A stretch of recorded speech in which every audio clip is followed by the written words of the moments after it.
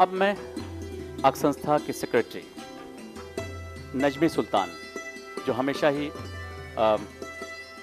The lady यहाँ पर एक ही हैं, इसलिए मैं उनको कह रहा हूँ, उनसे मैं गुजारिश करता हूँ कि आप तशरीफ लाएं और अपने तासुरात बयान करें। सर्वोष्मी, सर्वप्रथम मैं यहाँ पर आए हुए सभी विशिष्ट जनों का स्वागत करती हूँ, अभिनंदन करती हूँ कि आप लोग अपना कीमती वक्त निकाल के यहाँ आए और हमारे बीच हम सबका उत्साहवर्धन किया। मैं अक की सेक्रेटरी होने के नाते आप सबका स्वागत करती हूँ और अक के विषय में बहुत काफ़ी दिनों से मैं अक के साथ हूँ, लगभग 10-12 साल मुझे हो गए अक के साथ। मैं अपने अनुभव के आधार पर ये कहना चाहूँगी कि अक के विषय में सोचते हुए मुझे कई बार ऐसा लगता है कि अक कोई फ़लसफ़ा कहूँ अक को, या कोई नया मज़हब कहूँ अक को, या कोई नया कानून कहूँ अक को, या सिर्फ एक नयापन कहूँ। क्योंकि पिछले 10-12 सालों में जितना हम अक को जान पाए हैं, उसमें सबसे बड़ी बात यह है कि हर बार अक जो है एक अनजाना सा, अनछुआ सा लगता है, क्योंकि हर बार कोई न कोई बात नई तरह से, नया फ़लसफ़ा उभरता है, नया तरीक़ा आता है और नयापन आता है। पिछले 10-12 साल के अनुभव के आधार पर मैं ये कह सकती हूँ कि अक के साथ यात्रा करना किसी पहाड़ी दर्रे से गुज़रने के बराबर है। कभी कभी गहरी खाइयाँ मिलती हैं हमें अक में, जहाँ ज़िंदगी सिमटती हुई नज़र आने लगती है, मगर तुरंत ही उसके बगल में कोई हंसता खेलता सा झरना भी दिख जाता है, जहाँ से ज़िंदगी की शुरुआत फिर नएपन में हो जाती है, जहाँ सारी वजूद मिटते से नज़र आते हैं। कहीं सदियों पुराने पत्थर पर तराशी हुई कहानी ज़िंदगी का गीत गाने लगती है, तो कहीं अभी अभी खिली हुई कोई नन्ही सी कली मौत का संदेशा भी दे देती है। अक की यात्रा में कुल जमा अक के साथ जिंदगी का जो रोमांच है, एक अनूठेपन के साथ जीना है, यही अक हमें देता है। मैं अक को दुनिया में नएपन का इनकलाब कहूँगी। अक आप सबके साथ अक की पुरानी साथी होने के नाते मेरा ख्याल है कि अक के नएपन की दास्तान दुनिया के कोने कोने में फैलाना चाहूँगी, गोशे गोशे में बिखेरना चाहूँगी। इसके लिए हमें आपको मिलकर योजना बनानी होगी, हमें आपको मिलकर कदम उठाना होगा। ओमादी अक के रूप में हमें जो रोशनी एक लौ मिली है, इस लौ को हमें समेट के अपने घर में नहीं रखना है। इस लौ को हमें लाखों दिए में बांटकर दुनिया के अंधेरों में रोशनी करके अंधेरों को मिटाना है, और तभी हम अपने आप में एक इत्मीनान महसूस करेंगे, एक सुकून महसूस करेंगे।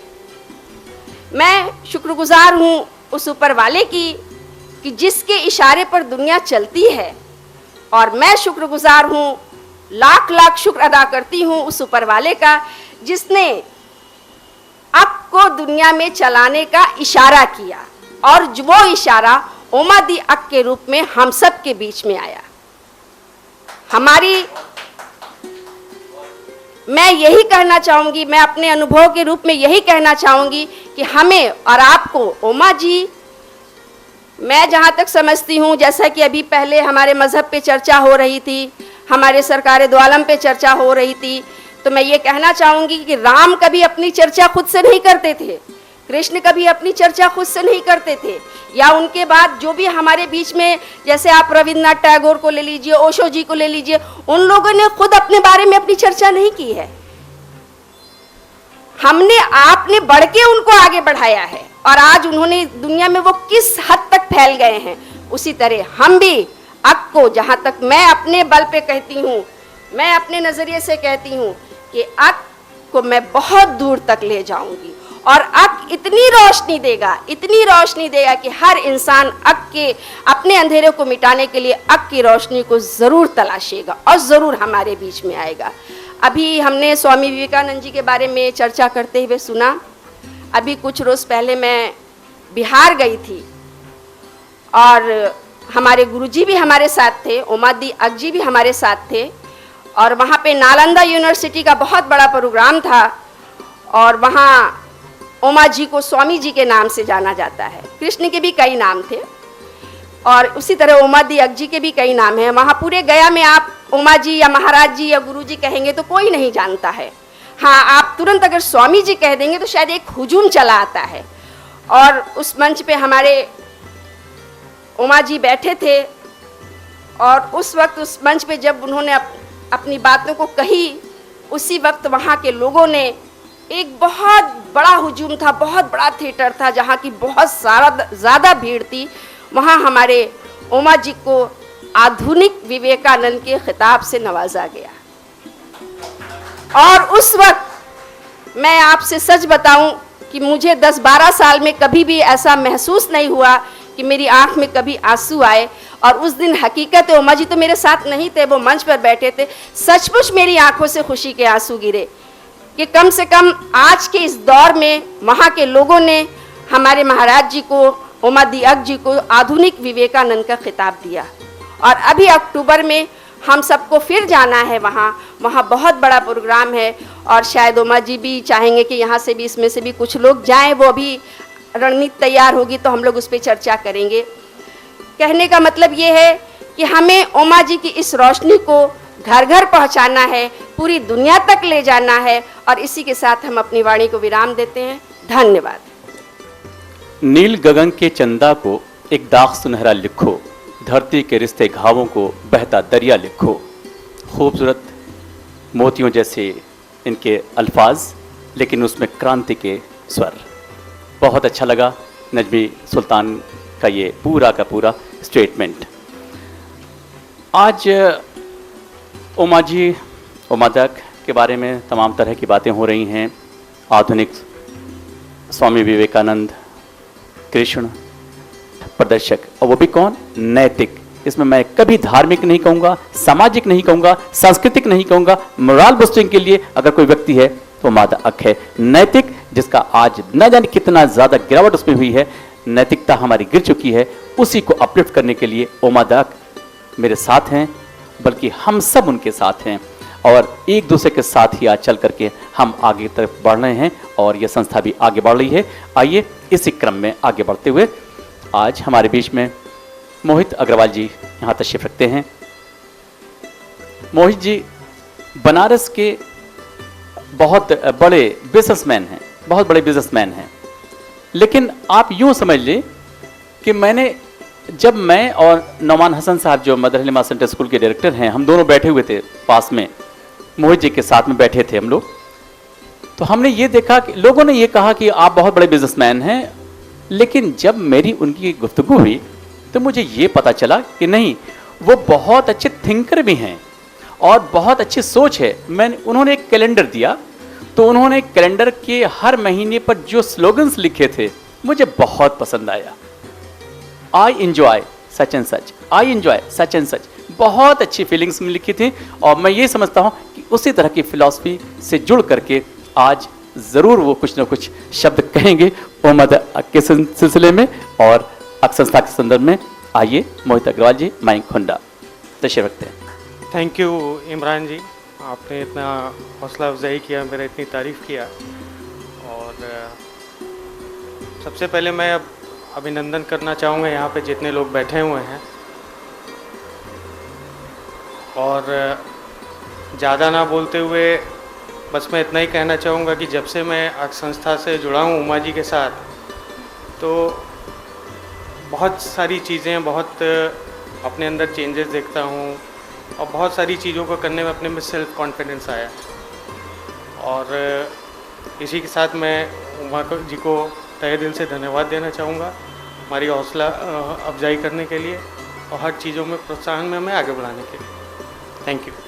बहुत बहुत शुक्रिया मोहित जी।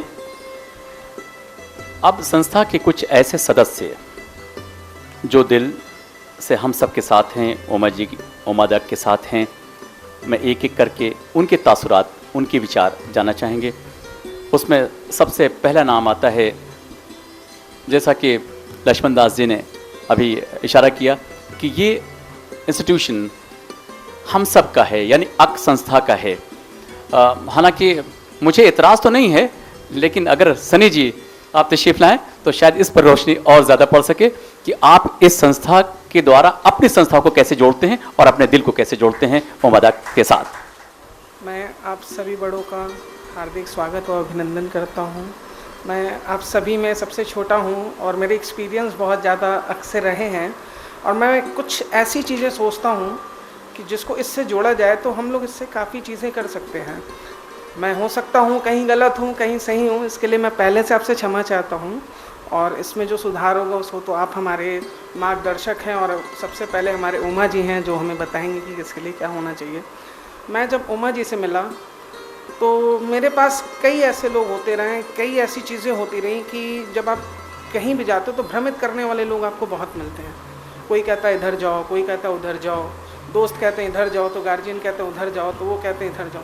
लेकिन जब मैं उमा जी से मिला तो उन्होंने मुझे यही कहा कि सबसे पहले तुम रुको, ध्यान करो, बैठो और फिर डिसाइड करो कि क्या करना है। उसके बाद धीरे धीरे करके जब मैं चीज़ें उनसे जुड़ने शुरू हुए, उनके बारे में जानना शुरू हुआ और चीज़ें देखा, तो मुझे काफ़ी चीज़ों में क्लियरेंस मिली और मैं एक वे पे चलता गया और एक वे बनाया और उस पर मैं चलना शुरू किया।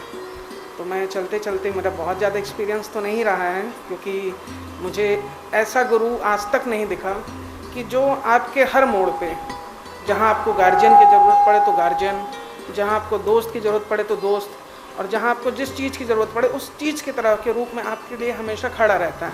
ऐसा तो कोई शख्स मैंने नहीं देखा। इसके लिए मैं उमा जी का धन्यवाद देना चाहूँगा।